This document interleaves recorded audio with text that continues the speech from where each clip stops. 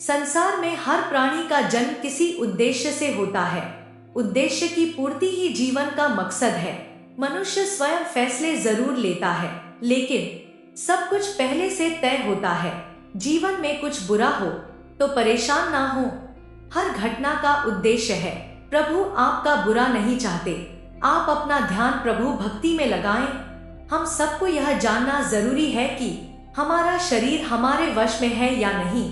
अगर वश में है तो प्रभु भक्ति में ध्यान लगाएं। वश में नहीं है तो हमारा शरीर किस काम का है, दुनिया में हमारा क्या अस्तित्व है, इन बातों पर मंथन करें। इस संसार में जीवन लेने वाले हर जीव की मृत्यु निश्चित है। मृत्यु के बाद मनुष्य के कर्म तय करते हैं कि उसको स्वर्ग की प्राप्ति होगी या फिर नरक भोगना होगा। जन्म के बाद मनुष्य के साथ जीवन में कई अच्छी और बुरी घटनाएं होती हैं। अच्छी घटनाओं के लिए मनुष्य अपनी किस्मत की सराहना करता है, तो बुरी घटनाओं के लिए वह अपने भाग्य को कोसता है। अब ऐसे में सवाल मन में आता है कि भाग्य का लेखा जोखा मनुष्य के जन्म के पहले से ही तय होता है या उसके जन्म के बाद निर्धारित होता है। जिंदगी में पीछे देखो और अब तक के लिए प्रभु का धन्यवाद करो और जीवन में आगे देखो और प्रभु पर विश्वास रखो, क्योंकि इस क्षण आप ठीक वही हैं जहां प्रभु आपको रखना चाहते हैं। कई लोगों के मन में सवाल आ जाता है कि अगर मैं नहीं होता तो क्या होता। हनुमान जी जब लंका को जलाने के बाद जब वापस आए और आकर के प्रभु श्री राम के पास पूरा वर्णन बता रहे थे कि क्या हुआ, तो उन्होंने कहा कि मैं माता सीता जी से मिलने के लिए लंका गया था। मुझे तो यह सब पता ही नहीं था कि ये सब हो जाएगा, कि मैं लंका में आग लगा दूंगा। मैं लंका में तो माता सीता को ढूंढ रहा था कि कहाँ मिलेंगे। वहां पर बहुत देर तक ढूंढने के बाद मुझे वहां पर एक संत के दर्शन हुए। मैं सोचता था कि भारत में ही जो है संत मिलते हैं, लेकिन वहां संत विभीषण ने दर्शन दिए और उन्होंने मुझे बताया कि अशोक वाटिका में आपको जाना है। तब प्रभु मुझे भरोसा हुआ कि आपकी प्रशंसा करने वाले, भक्ति करने वाले संत जन विश्व भर में मिल जाएंगे। जब मैं अशोक वाटिका में पहुंचा और वृक्ष पर बैठ करके प्रतीक्षा कर रहा था कि किस तरीके से संवाद करूंगा, कैसे आपका संदेश पहुंचाऊंगा, तभी वहां पर रावण अपनी तलवार लेकर के आया और वह बड़ा क्रोध में था। रावण अपनी तलवार को लेकर माता सीता की तरफ दौड़ा। तब मेरे मन में ऐसा जोश आया कि अभी जाकर के इसका वध कर देता हूँ, इसी तलवार से इसकी गर्दन काट देता हूँ। लेकिन वहां पर क्या होता है कि रावण की पत्नी आ जाती है और तब रावण की पत्नी रानी मंदोदरी ने आकर के रावण का हाथ थाम लिया, उसे रोक दिया और कहा, नहीं, यह गलती आप नहीं करेंगे। मैं वहां बैठकर यह सोच रहा था कि मंदोदरी तो प्रसन्न होती कि बीच का जो रास्ता साफ हो गया, मेरी जगह कोई नहीं लेगा, मैं ही रानी रहूंगी। लेकिन मंदोदरी ने रावण का हाथ थाम लिया और कहा, नहीं, आप ऐसा नहीं कर सकते।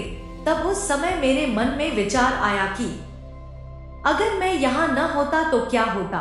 लेकिन मंदोदरी ने आकर के एक सबसे बड़ा संदेश दिया कि तुम नहीं होते तब भी यहाँ माता सीता की रक्षा हो जाती।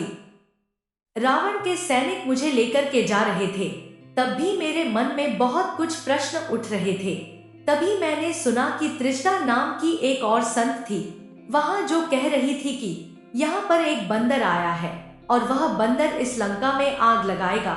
मेरे को उस समय भी समझ नहीं आया कि ये संत वाणी कहाँ से आ रही है और यह कैसे जानती है कि मैं यहाँ पर आग लगाने आया हूँ। ऐसा तो यहाँ पर कुछ नहीं होगा। लेकिन जब रावण के सैनिक मुझे लेकर रावण की सभा में गए और वहां पर मुझे बांधा जाने लगा, तो मैंने खुद को छोड़ दिया। मैंने कहा, नहीं, अब कुछ नहीं करना। मुझे बांध दिया गया। रावण के सैनिक मेरी तरफ मुझे मारने के लिए आए, तब भी मैंने खुद को बचाने का भी प्रयास नहीं किया, क्योंकि मुझे पता था आपका जो निर्णय है, जो आपकी योजना है, वो मेरी समझ से परे है। तभी वहां पर क्या होता है कि विभीषण अपने सिंहासन से उठते हैं और कहते हैं कि दूत को मारना अनीति होती है, एक दूत को मारा नहीं जाता। वहां पर मेरी रक्षा हो जाती है। रावण की पत्नी माता सीता की रक्षा करती है, रावण का भाई मेरी रक्षा करता है। और तब मुझे वहां पर समझ आता है कि मैं नहीं होता तब भी सब कुछ ठीक होता। प्रभु, आश्चर्य तो तब हुआ जब रावण ने आदेश दिया सैनिकों को कि इस बंदर की पूंछ में कपड़ा बांध करके आग लगा दो। तब मुझे समझ में आया कि वह संतवाणी त्रिजटा जी ने क्यों कहा था कि एक बंदर आया है जो पूरी लंका जला देगा। मेरे मन में तो यह विचार ही नहीं आया था कि मैं ऐसा कोई काम करूंगा। मैं तो लंका को जलाना ही नहीं चाहता था।